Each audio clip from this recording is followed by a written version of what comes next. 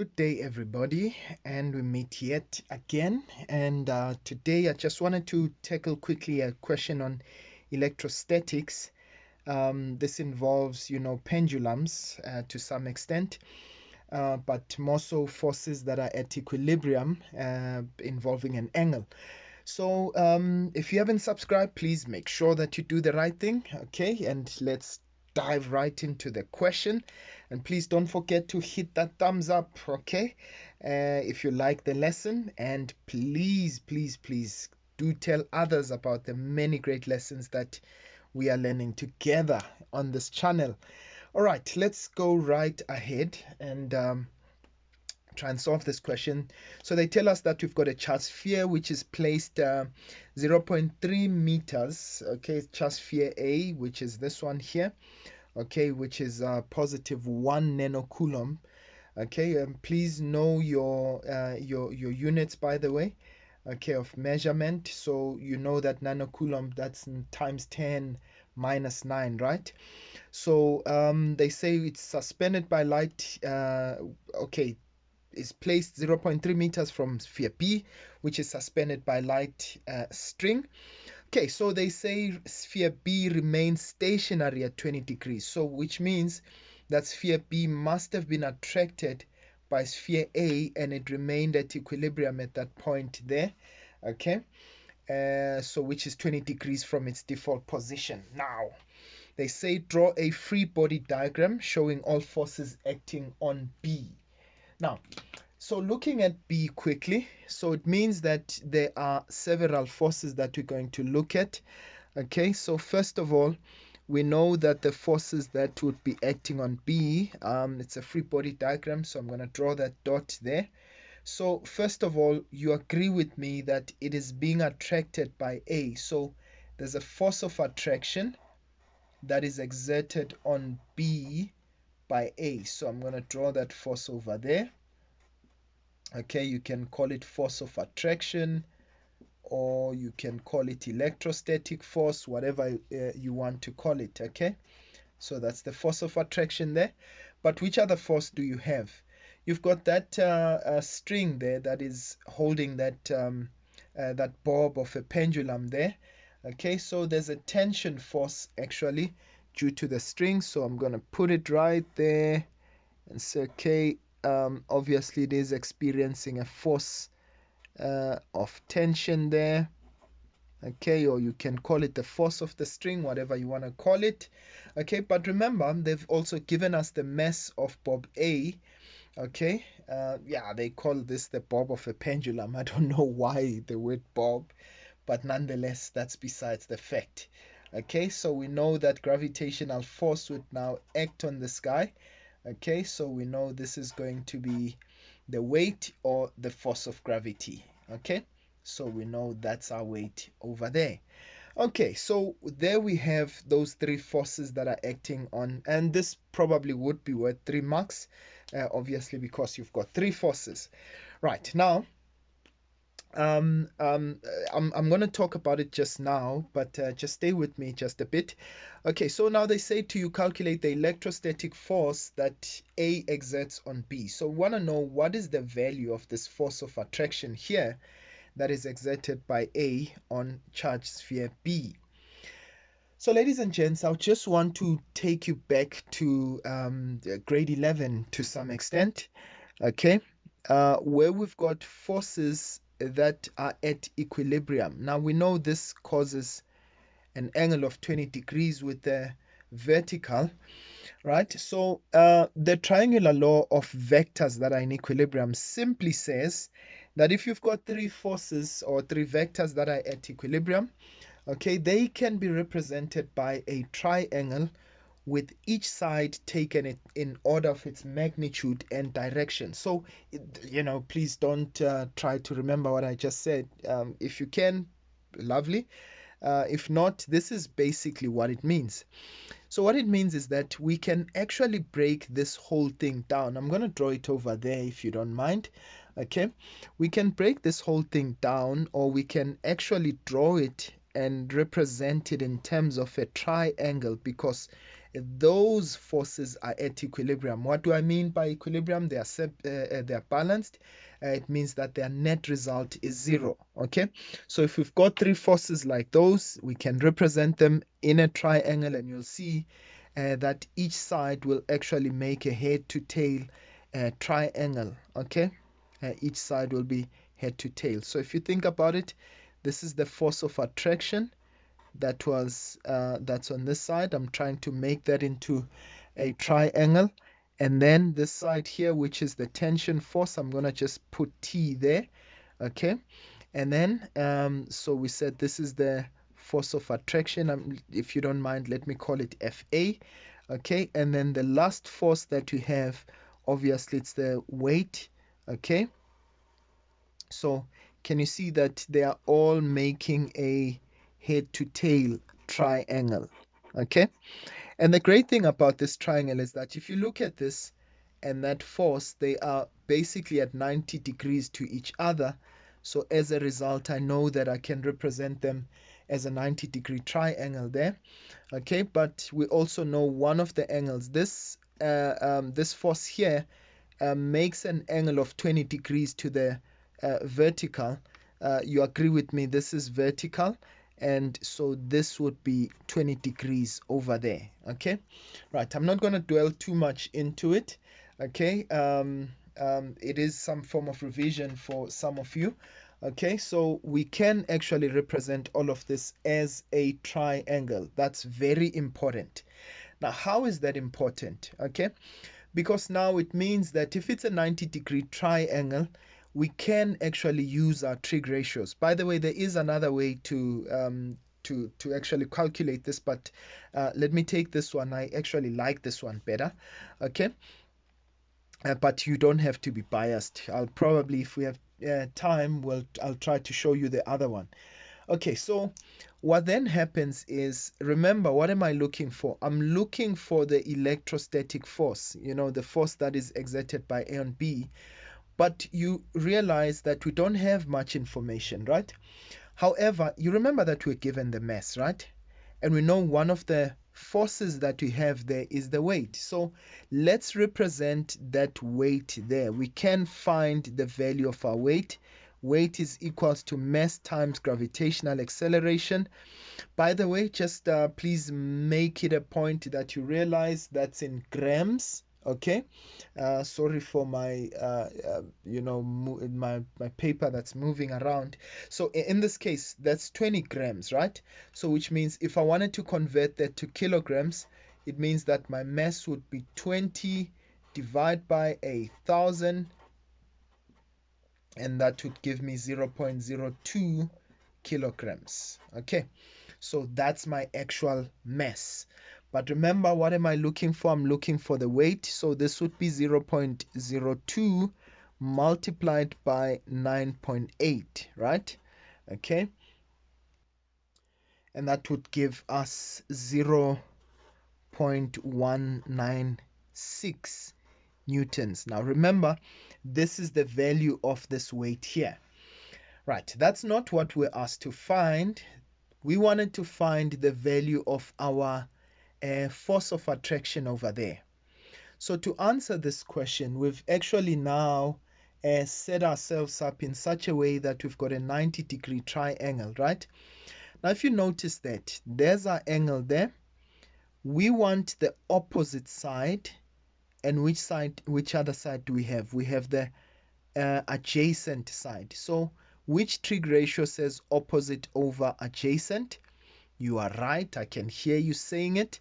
Of course, it's the tangent, right? The tan of our 20-degree angle will be opposite. But what's our opposite side? That's going to be the force of attraction, or the electrostatic force. You can call it Fe if you want, divided by our adjacent side, which is going to be the weight. Okay, so we're looking for the force of attraction. I'm just going to simply, okay, this is going to be divided by 1, so I can cross multiply.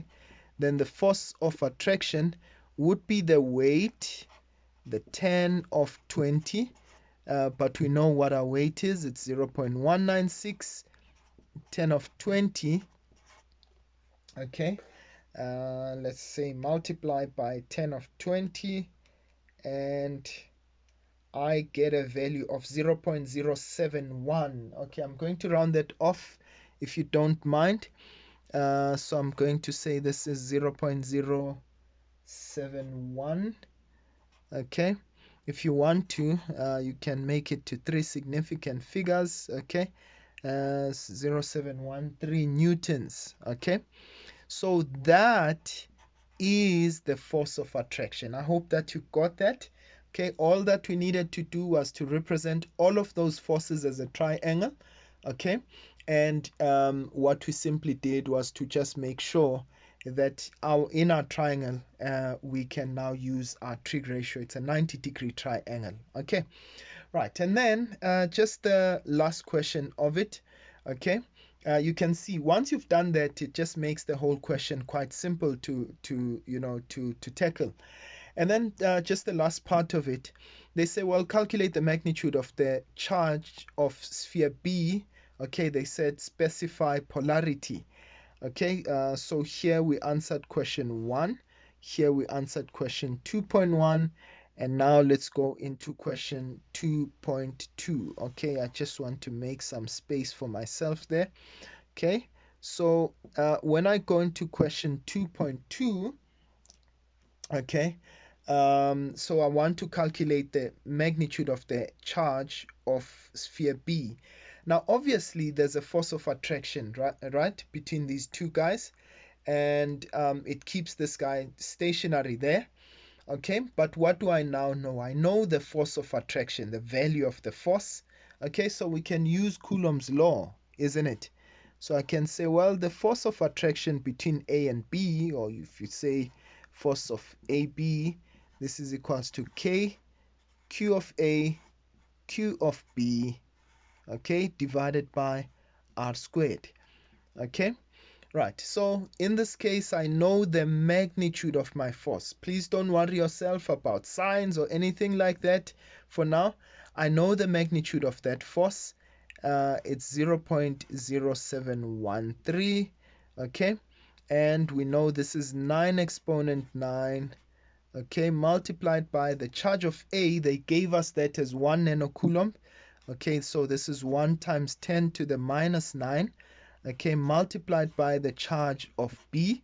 Okay, I'm sure you can already see how this cookie is going to crumble, right? Okay, so divided by our distance there, and they said our distance is 0.3 meters.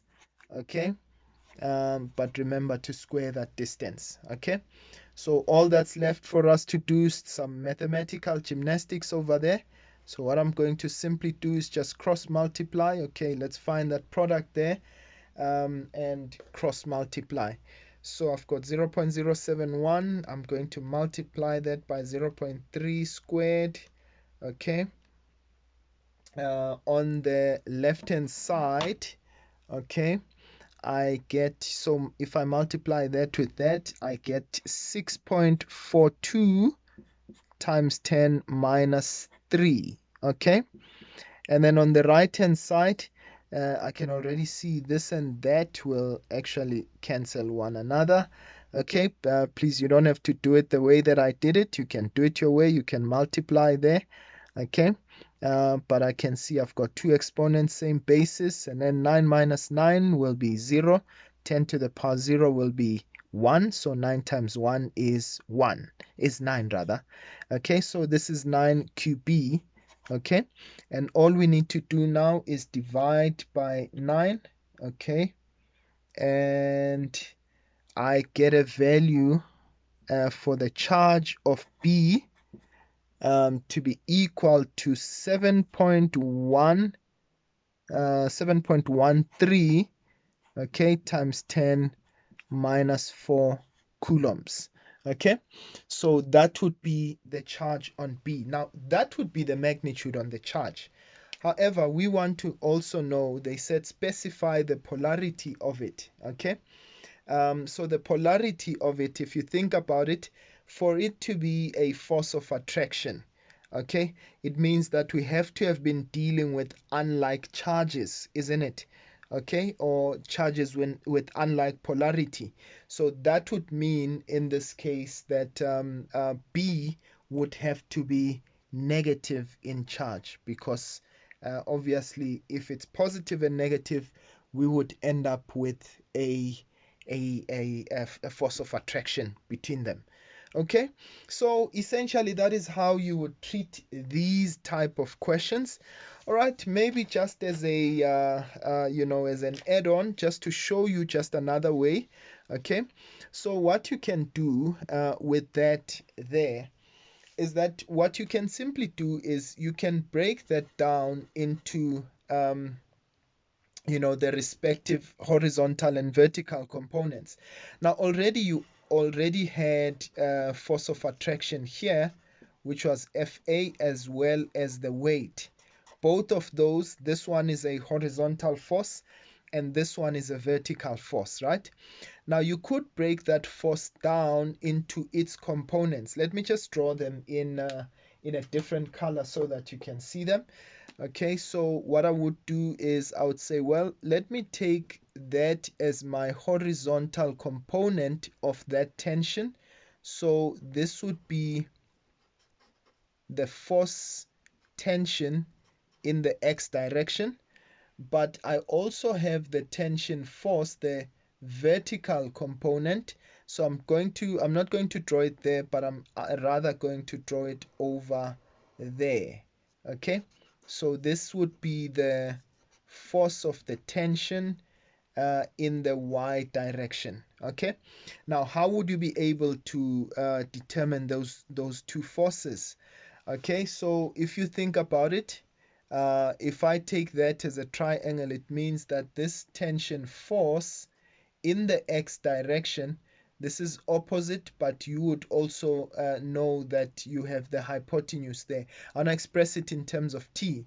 So it means that ftx, it means opposite over hypotenuse, that's sine.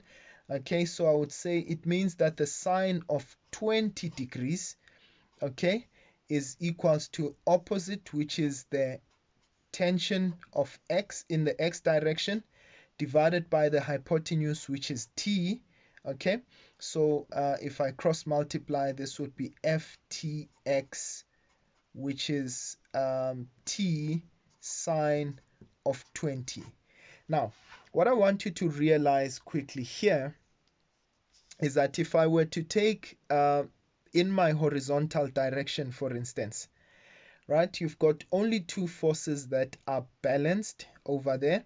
It's Fa and Ftx. So what does that mean? It means that the sum of my forces in the x direction will give me a net result of 0, right? So you can take either direction as positive, you can take left as positive or right as positive. So if I do that, it means that the force of attraction minus the tension force in the x direction is equal to 0. Okay, so that would be one way of tackling it. Okay, yeah, so you can tackle it that way. We would have, okay, so we wouldn't have calculated the weight here, so we would have started actually with the weight. So it means that Fty minus the weight would actually also give you 0, right? So okay, let me just try and squeeze everything in here. If I take upwards as positive, so it means that Fty minus, so I'm taking the sum, sorry, of my forces in the y direction, it also gives me 0. Remember, this guy was stationary, right?